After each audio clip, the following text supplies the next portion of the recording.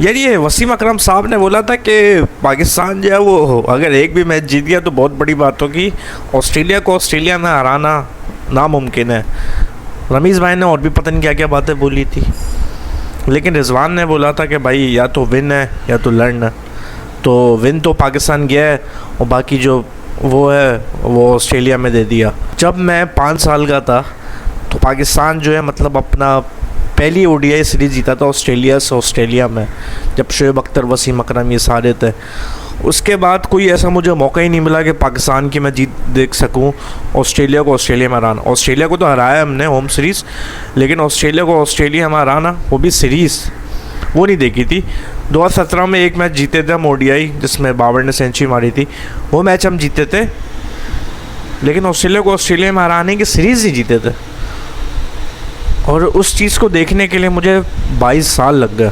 अब आप ये चीज़ देख रहे हो ना, एकदम से पाकिस्तान में वही वाली यूनिटी और वही सब चीज़ें वापस आई में जैसे 2021 में थी, जब नया कैप्टन बाबर आया था और फिर उसके बाद चीज़ें बदली थी और सब चीज़ें ग्रुपिंग जो चल रही थी। अभी आप देख रहे हो दोबारा से वही चीज़ें सही हुई हैं और दोबारा से सब एक साथ होके खेलना। यार मैनेजमेंट को मैं पहले बोलता था कि ये सब चीज़ें कि मैनेजमेंट ठीक होगी या अपने फ़ैसले वो सही करेगी तो सब चीज़ें होंगी। देखो मैनेजमेंट ने अच्छे फ़ैसले किए तब जाके ये सब चीज़ें हुई हैं। ड्रॉप करने का फ़ैसला सही था सबको, ताकि सबको पता लगे कि भाई पाकिस्तान से ऊपर कुछ भी नहीं है। तो ये चीज़ अच्छी थी, एक अच्छा साइन था कि ताकि सबको एक वो हो कि भाई अगर हम परफॉर्म नहीं करें या हम बिल्कुल एक साथ होकर नहीं खेले तो हमें बाहर बिठाया जा सकता है। और बात ये नहीं थी कि टैलेंट ही नहीं है हमारे पास, भाई टैलेंट था। ये तकरीबन वही टीम है, मैं इसमें क्रेडिट नहीं देना चाह रहा मतलब किसी को, मतलब वही चीज़ें हैं कि अब्दुल्ला शफीक को लाने वाला और साइम अयूब को लाने वाला, जब बाबर था तो उसको बोलते थे कि बाबर की पर्ची है, बाबर इसको किताबी प्लेयर क्यों बोलता है और साइम बाबर की पर्ची है। तो प्लेयर तो देखो वही थे, लेकिन जो ग्रुपिंग और लड़ाई झगड़ा सब चीज़ें हो रही थी उसकी वजह से आपकी टीम टूट रही थी, परफॉर्म नहीं हो रहा था। जाहिर सी बात है जब एक ग्रुप में एक माहौल ख़राब होगा, यकजहती नहीं होगी, बातचीत नहीं होगी, जेलसीज़ होंगी कैप्टनसी को लेके, ये सब चीज़ें लेके, तो फिर जाहिर सी बात है फिर आप जो है जीत भी नहीं सकता, अपना एक साथ होकर खेल सकते हो आप, भले कैमरे में जितना भी दिखा दो। अब आप देखो शाहीन का मैं ये नहीं बोलूँगा कि यार पेस बढ़ा ये करे, उसकी लाइन और लेंथ अच्छी हो गई और उसका रिदम कितना अच्छा हो गया। वो आहिस्ता आहिस्ता अपनी उसी फॉर्म में वापस आ रहे, जैसे वो शुरू में विकेट लेता था वो वैसी विकेट लेके दे रहा है और अच्छी लाइन और लेंथ में। यार क्या शाहीन ने बॉलिंग की है, बहुत बेहतरीन शाहीन ने बॉलिंग की है। और वही चीज़ें हो रही थी कि वो जब शाहीन को बॉल लगी तो बाबर आ रहा है उसको चेक कर रहा है। तो देखो अब ये जो चीज़ें सॉर्ट आउट हो रही हैं इसका आप क्रेडिट दोगे रिजवान को। रिजवान की कैप्टनसी में आप उसकी फील्ड प्लेसमेंट देख लो, जैसे हमारे साथ होता था कि हमारे 4-5 हम आउट कर लेते थे पोजीशन टीम के, लेकिन फिर हम बीच में लैग करके पार्टनरशिप पड़ जाती थी। अब ये होता है 2-3 आउट करते हैं, रिजवान और अटैक कर देता है, रिजवान बोलता है गो फॉर द किल। रिजवान की कैप्टनसी की दाद देनी पड़ेगी, जिस तरह की वो फील्ड प्लेसमेंट हो 3-3 4 स्लिप पे, मतलब ये चीज़ें मैंने नहीं देखी थी, इतने साल से मैं नहीं देख रहा था कि हम अटैकिंग फील्ड सेट कर रहे हैं और जो है इस तरह के खेलना, मतलब इस तरह के मैंने देखा था 2021 में, उसके बाद से चीज़ें ख़राब हो गई थी। लेकिन दोबारा से वही चीज़, और फिर रिजवान की इतनी अच्छी कैप्टनसी, शाहीन की लाइन और लेंथ ज़बरदस्त, जिस तरह से वो बॉलिंग कर रहा है। नसीम शाह की भी वापसी हुई, नसीम शाह ने भी अच्छी बॉलिंग की, थोड़ा बहुत पिटा था वो शुरू में, लेकिन यार इतने से टोटल में बहुत अच्छी बॉलिंग की है शाहीन ने। और भाई हारिस रऊफ़, वो वाली मूवी है ना जिसका डायलॉग है कि काम काहे रहे हो, तो वही हारिस जो आज मैक्सवेल को बोल रहा था कि भाई काम काहे रहे हो, और उसी तरह की हारिस रऊफ़ ने बॉलिंग की। हारिस रऊफ़ को मैन ऑफ द सीरीज़ भी मिला और हारिस रऊफ़ ने आज 2 विकेटें ली, लेकिन भाई क्या बॉलिंग की, क्या वो आग जा रही थी। ऑस्ट्रेलिया पता नहीं, मुझे लगता है वो ऑस्ट्रेलिया ही शिफ्ट हो जाए और उसको ऑस्ट्रेलिया के टूर के लिए रखो, जिस तरह की उसने बॉलिंग की है। भाई हारिस रऊफ़ ने ये गलती की उसने ऑस्ट्रेलिया की टेस्ट सीरीज़ नहीं खेली, वरना उसमें भी शायद हम कुछ कर जाते, क्योंकि हम फास्ट बॉलिंग की वजह से लैग कर रहे थे, क्योंकि शाहीन नेक्स्ट मैच नहीं खेला था।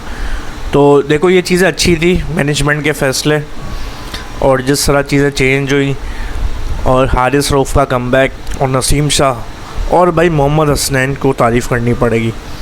ये वही है ना मार्कस स्टोनिस जो बिग बैश लीग में हसनैन को यूं इशारे कर रहा था कि ये बट्टा मार रहा है, इसकी कलाई चेक करो, और फिर हसनैन के ऊपर जो है वो बैन लग गया था कि भाई आप अपना स्टाइल चेंज करें। उसके बाद हसनैन इंजर्ड हो गया था, हसनैन ने दोबारा अपना बॉलिंग स्टाइल चेंज किया, इंजरी से वापस आया अपने पैसों पे, और फिर आके ऑस्ट्रेलिया में उसी को ही पेल के चला गया। देखो ये होती है कामयाबी, ये आपको अल्लाह ताला इज़्ज़त देता है।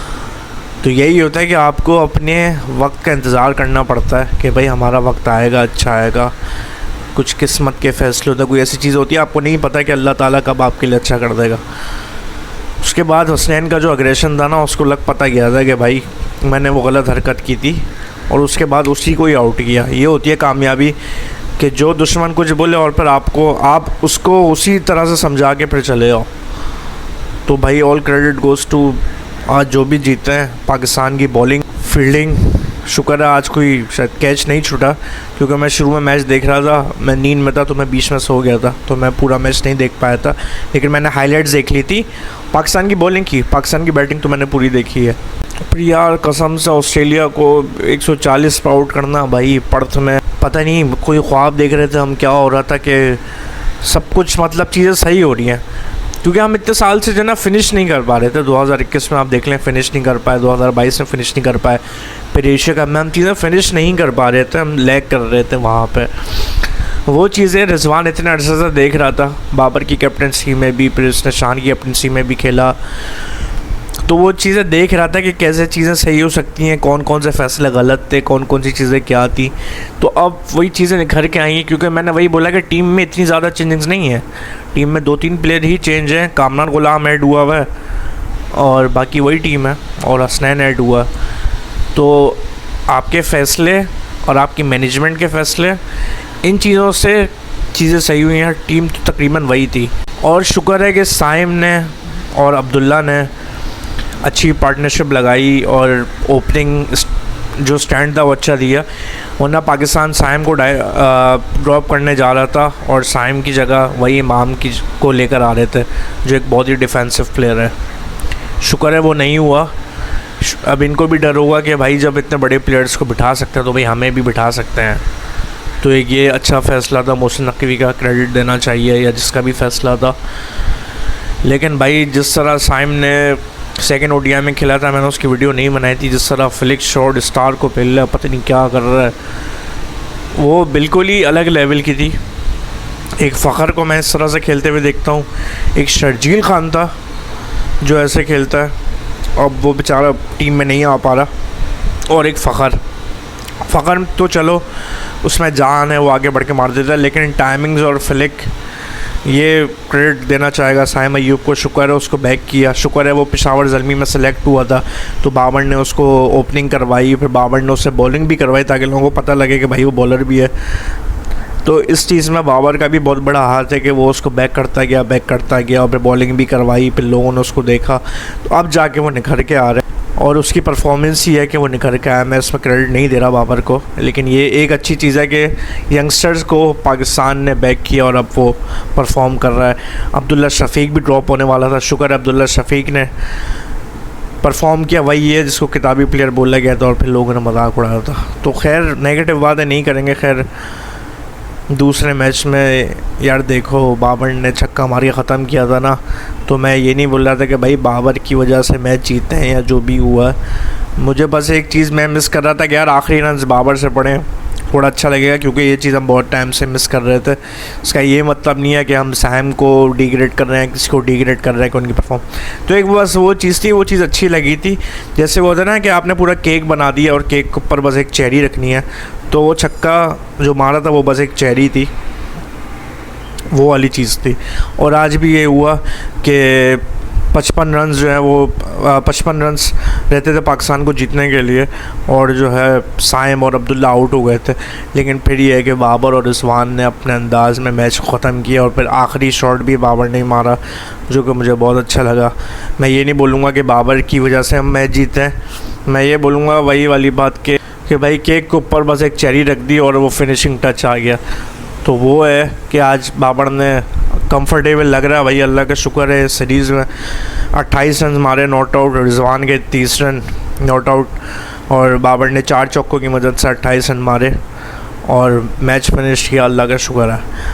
अब अल्लाह करे कि ये चीज़ें ऐसी रहें और इनके अंदर यूनिटी रहे, ग्रुपिंग नहीं बने, ऐसी ही रहें, तो ये भाई जीत बहुत ज़्यादा ज़रूरी थी। और ऑल क्रेडिट गोज़ टू और रिजवान, मैनेजमेंट, प्लेयर्स, अल्लाह करे सब ऐसे ही रहें। अब सुनने में आया कि वसीम अकरम ने बोला कि 2002 की जो हमारी विक्ट्री थी उससे ज़्यादा अच्छी वाली विक्ट्री है, सो यार बेटर देन अस। ये वसीम अकरम की बात है तो बड़ी बात है, लेकिन यह है कि हमारे लेजेंड्स को भी ऐसी बातें नहीं करनी चाहिए कि आप पहले से ही डीमोटिवेट कर दो कि ये तो जीत ही नहीं सकते, ये तो ये नहीं कर सकते। तो खैर देखते हैं T20 में क्या होगा। मुझे तो याद ही नहीं कि T20 की क्या टीम थी, क्योंकि इतने सारी अनाउंस हुए थे। खैर देखते हैं क्या होता है। इंडिया का भी सुनने में, इंडिया की भी जो है वो सीरीज़ चल रही थी, और इंडिया ने भी जो है संजू सैमसन ने आई थिंक दोनों में सेंचुरी मारी है, तो इंडिया भी अच्छा चल रहा है। और दूसरी चीज़ ये है कि इंडिया आ भी नहीं रहा खेलने के लिए चैम्पियंस ट्रॉफ़ी में, तो ये चीज़ तो मुझे पहले ही पता थी कि इंडिया इतनी आसानी से नहीं आ सकता। खैर उस पर एक डिटेल वीडियो बनाएंगे। अभी हमें खुश होना चाहिए कि पाकिस्तान जीता है, तो पाकिस्तान जिंदाबाद। और अगर ये वीडियो अच्छी लगे तो लाइक, शेयर एंड सब्सक्राइब करेगा, और अल्लाह हाफिज़।